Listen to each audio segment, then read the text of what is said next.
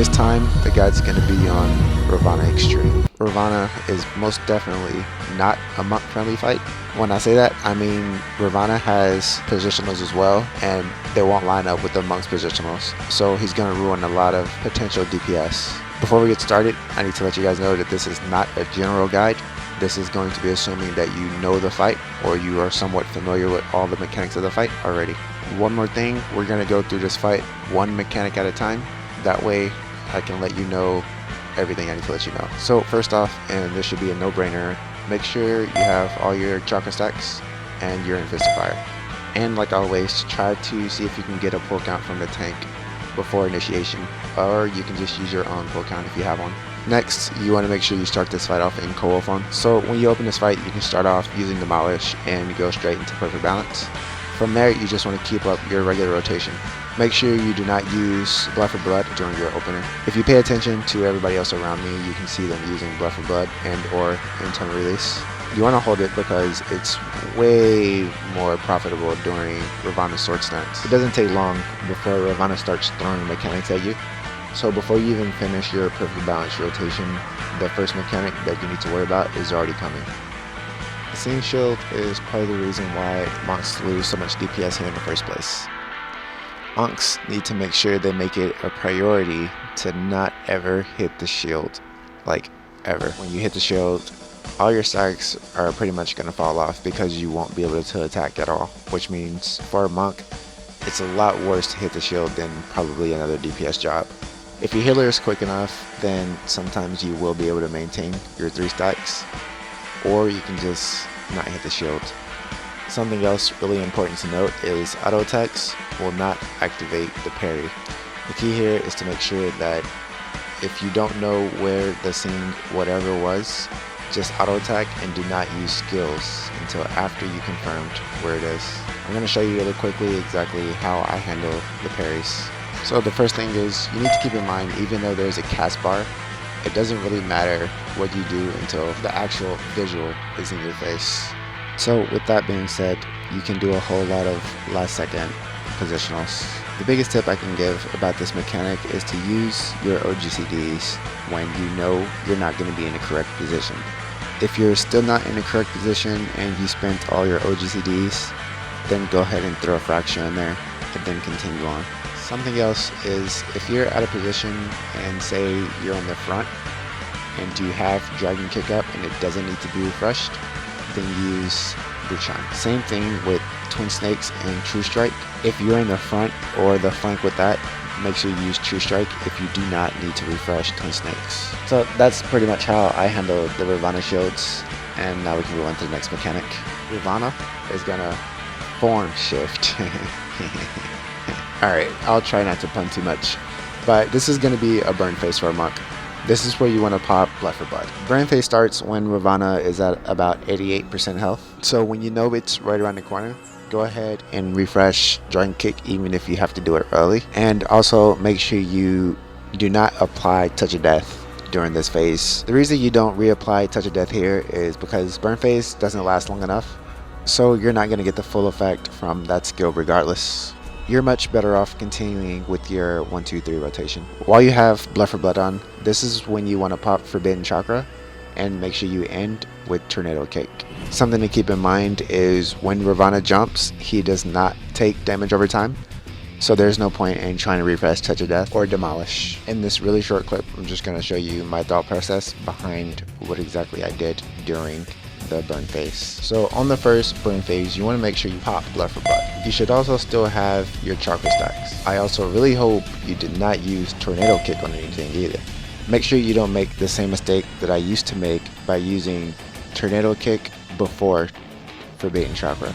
You always want to make sure you use Forbidden Chakra first and then make sure that Tornado Kick is the last hit in your rotation. The overall goal at the end of every burn phase is you want to make sure you exhaust all OGCDs, Tornado Kick, and Forbidden Chakra, all while under the effect of Blood for Blood. I did get a vulnerability stack because I got greedy for damage, but that really doesn't matter as long as you don't get any ads on the upcoming phases. Alright, so immediately after he jumps, you automatically want to start recharging your chakra stacks again. Now as soon as you get done with that, you also want to use form shift to get back into co-wall form.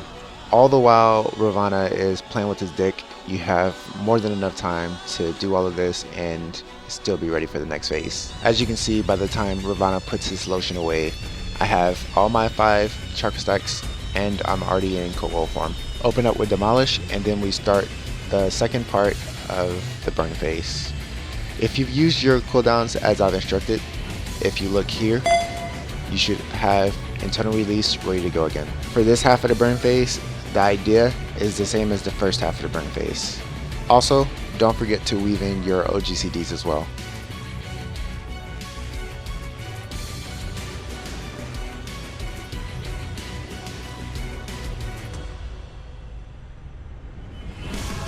Now we're on to the race cars. You have plenty of time. Use this time to charge up your chakra stacks and get back into co-wall form. The same goes as before. If you used your cooldowns as I've instructed, you should have blood for blood again for this DPS check. From here, just make sure you continue the regular rotation and use OGCDs when you know you're out of position. If DPS is slacking in your raid, then don't be afraid to use Forbidden Chakra on the shield to make sure that you guys pass it. Ad phase is really nothing special.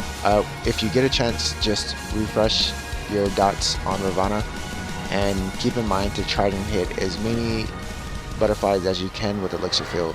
If you end up hitting more than one butterfly with Elixir Field, just keep in mind they're all relatively close, so it doesn't really matter because they're gonna die pretty quick anyway. Keep in mind, even if you're not targeting Ravana and you use an AoE and it happens to hit the shield, you will still get the slow debuff. I was kind of a dumbass during this part and I learned that lesson the hard way, so don't do drugs, kids. Aside from that, when you finish cleaning up the butterflies, make sure you pay attention to what you attack before you get back to Ravana, because right before you finish, he'll throw up a parry shield and you don't want to hit that. And next, we move on to one of my favorite parts of the fight. If you noticed, there's a reason why I did not use shoulder tackle, so make sure you don't use it. It's gonna become really handy on the next part to get you ahead in DPS. By the time you get to this part of the fight when Bloody Fuller is coming, your cooldown should look exactly like mine. Also, it's really important to use Tornado Kick right here because it's inevitable. You're going to lose your stacks anyway.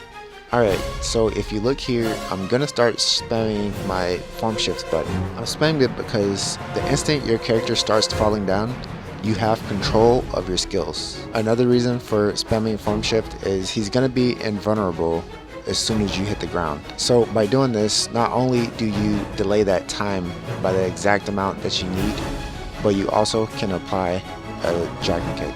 Alright, so this next part is really tricky, but it's really rewarding if you do it right. Before I go over exactly how to do this, you want to make sure that you do not have any vulnerability stacks, as it will make it harder on your heals. Make sure that you have second wind up, and you should already have mantra up. You shouldn't have used it for anything else.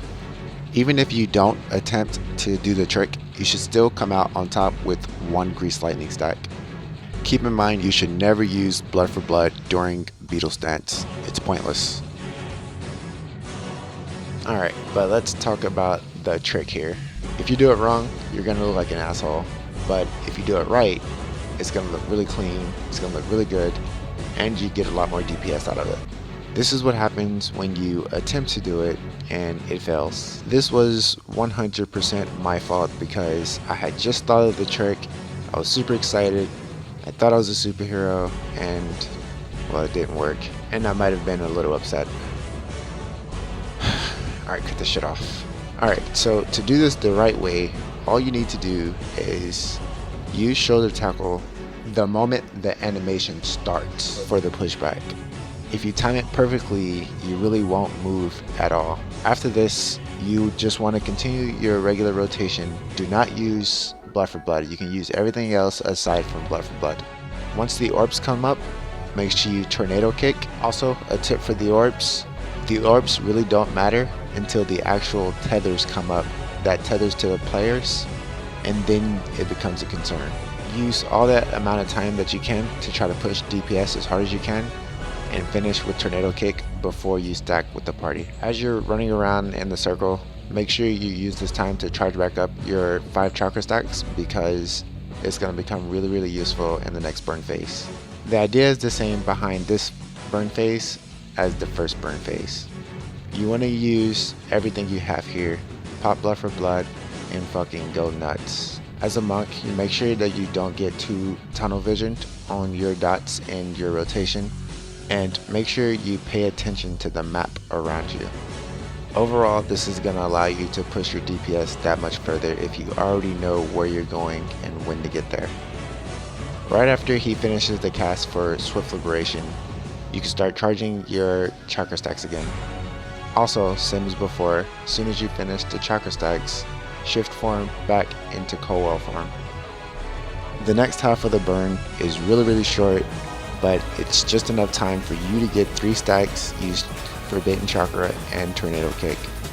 Do not use this time to try to apply Fracture, no Touch of Death, all actives and OGTDs.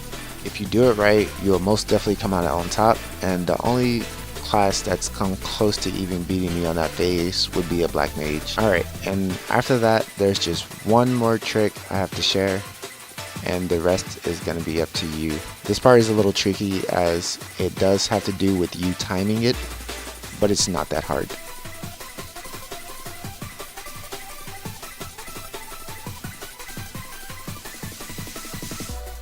If you can time when Ravana hits the ground after this jump, with you being in co-wall form to open and demolish, you can get a free stack within that very short period of time.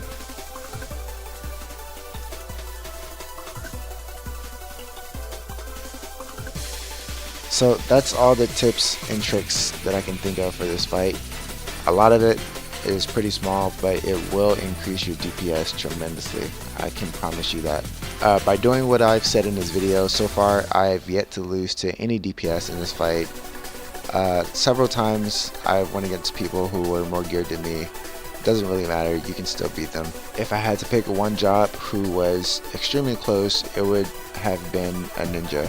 But by doing everything I said and by using your cooldowns exactly how I let you know how to use them, you will have blood for blood and or internal release for every DPS check and every burn phase. The gear in this video is extremely outdated compared to what we have now with the eye level 200 weapons. With that being said, I really appreciate you guys watching my videos. Again, I got a lot of really good positive feedback from my first video, which is really good because it's really motivating for me to make more videos. If you like it, give me that thumbs up. If not, thumbs down. Tell me what I need to fix. And if you think it helps you out, then make sure you spread the word for me. It really helps me out and it'll help other people out, which is the overall goal of me making videos. Take care. Hope to see you again.